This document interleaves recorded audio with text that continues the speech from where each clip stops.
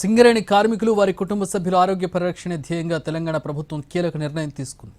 సింగరేణి పరిధిలోని ఆత్మీయ ఆసుపత్రుల్లో పెండింగ్లో ఉన్న వైద్యులు, పారామెడికల్ సిబ్బంది పోస్టులను రాబోయే 2026 మార్చి నాటికి పూర్తిగా భర్తీ చేస్తామని డిప్యూటీ సీఎం భట్టి ప్రకటించారు. ప్రపంచీకరణ, ప్రైవేటీకరణ సవాళ్ల మధ్య సింగరేణి సంస్థ మనుగడను కాపాడుకోవడమే తమ ప్రభుత్వ ప్రధాన లక్ష్యమన్నారు. ఉద్యోగులందరికీ ₹1 కోటి ఇన్సూరెన్స్ కల్పిస్తామని అసెంబ్లీ సాక్షిగా భట్టి ప్రకటించారు. విజ్ఞప్తి చేసేది ఏంటంటే, సింగరేణి ఈ రాష్ట్ర ప్రభుత్వానికి సంబంధించి ఈ రాష్ట్రానికి సంబంధించినంత వరకు అతిపెద్ద పబ్లిక్ సెక్టర్ అండర్టేకింగ్. దీంట్లో పెద్ద ఎత్తున ఉద్యోగస్తులకి బాగా ఉద్యోగాల అవకాశాలు కల్పించే ఏకైక ప్రభుత్వ రంగ సంస్థ.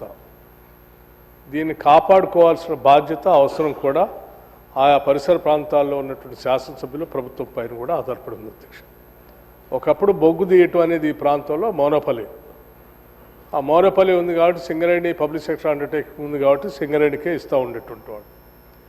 ఇప్పుడు ఆ మోనోపలి నుంచి ప్రైవేటైజేషన్లోకి, గ్లోబలైజేషన్లోకి దేశం, ప్రపంచం కూడా వచ్చేసింది. గవర్నమెంట్ ఆఫ్ ఇండియా సింగరేణికి ఆయా పరిసర ప్రాంతాల్లో మన రాష్ట్రంలో ఉన్నటువంటి బొగ్గుబాయిలన్నీ కేటాయించాల్సింది పోయి ఇప్పుడు ఆక్షన్ చేస్తూ ఉన్నాం.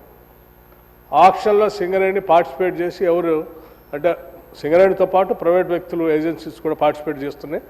ఈ పోటీ ప్రపంచంలో మనం కూడా దాన్ని తట్టుకొని నిలబడాల్సిన పరిస్థితి ఏర్పడింది. అట్లాగే బొగ్గు సప్లై కూడా థర్మల్ పవర్ స్టేషన్స్కి ఈ దేశంలో మిగతా ప్రైవేట్ వ్యక్తులు ఉత్పత్తి చేసేటువంటి బొగ్గే కాకుండా మిగతా ఈ దేశంలో ఉన్నటువంటి మిగతా ఏజెన్సీస్, సంస్థలు కూడా ఉత్పత్తి చేసే బొగ్గు, అట్లాగే ఇంపోర్ట్ చేసుకునే బొగ్గు కూడా సప్లై చేసేటువంటి వ్యవస్థల్ని ఈరోజు దేశంలో అందుబాటులోకి వచ్చాయి. ఈ పరిస్థితుల్లో ఈ బొగ్గు కొనేటువంటి సంస్థలు, థర్మల్ పవర్ స్టేషన్స్, గవర్నమెంట్కి కానీ లేకపోతే ప్రైవేట్ ఇండస్ట్రీస్ కానీ తప్పనిసరిగా ఎక్కువ ఎవరు తక్కువకి సప్లై చేస్తే వాళ్ళ దగ్గర కొనుగోలు చేసే పరిస్థితి ఉత్పన్నమైంది. సో ఎవరు తక్కువకి బొగ్గుని సరఫరా చేయగలరో, తక్కువ ధరకు సరఫరా చేయగలరో వాళ్ళ దగ్గరే బొగ్గు కొనే పరిస్థితి ఉత్పన్నమైనప్పుడు కంపారిటివ్గా మనకు అందుబాటులో ఉన్నటువంటి వ్యవస్థలన్నీ చూస్తే ఎక్కువ ధర సింగరేణి ద్వారా మాత్రమే బొగ్గు సప్లై చేయబడతా ఉంది.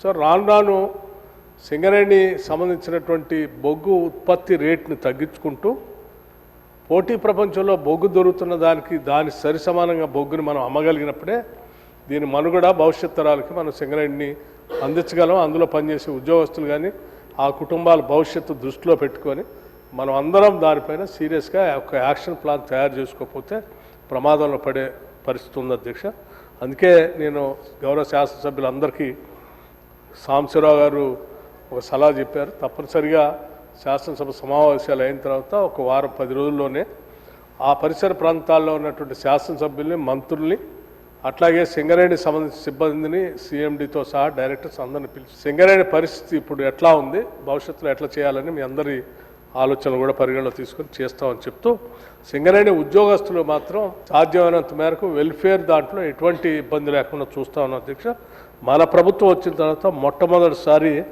సింగరేణి ఎంప్లాయీస్కి ఇన్సూరెన్స్ కార్యక్రమాన్ని తీసుకొని ఒక్క పైసా రాష్ట్ర ప్రభుత్వం పైన కానీ లేకపోతే సింగరేణి పైన కూడా ₹1 కూడా భారం లేకుండా ఇన్సూరెన్స్ బ్యాంకుల ద్వారానే, ఎందుకంటే బ్యాంకుల ద్వారా మనం ఈ లావాదేవీలన్నీ చేస్తూ ఉన్నాం, వాళ్ళ అకౌంట్స్ మెయింటైన్ చేస్తున్నాం కాబట్టి బ్యాంకుల ద్వారానే ఎటువంటి ఇబ్బంది లేకుండా కార్మికులందరికీ ప్రమాదవశాత్తు ఏదైనా జరిగితే ₹1 కోటి ఇన్సూరెన్స్ వాళ్ళకి వచ్చేటట్టుగా సింగరేణి కార్మికులందరికీ మొట్టమొదటిసారి మన ప్రభుత్వం, ఈ ప్రభుత్వం, ప్రజాప్రభుత్వం వచ్చిన తర్వాతనే చేసాం. అధ్యక్ష, ఈ ₹1 కోటి ఇన్సూరెన్స్ కార్యక్రమం సింగరేణితో పాటు విద్యుత్ శాఖలో ఉన్న అన్ని డిస్కమ్స్, ఎనర్జీలో ఉన్నటువంటి కార్మికులందరూ కూడా చేస్తున్నాం.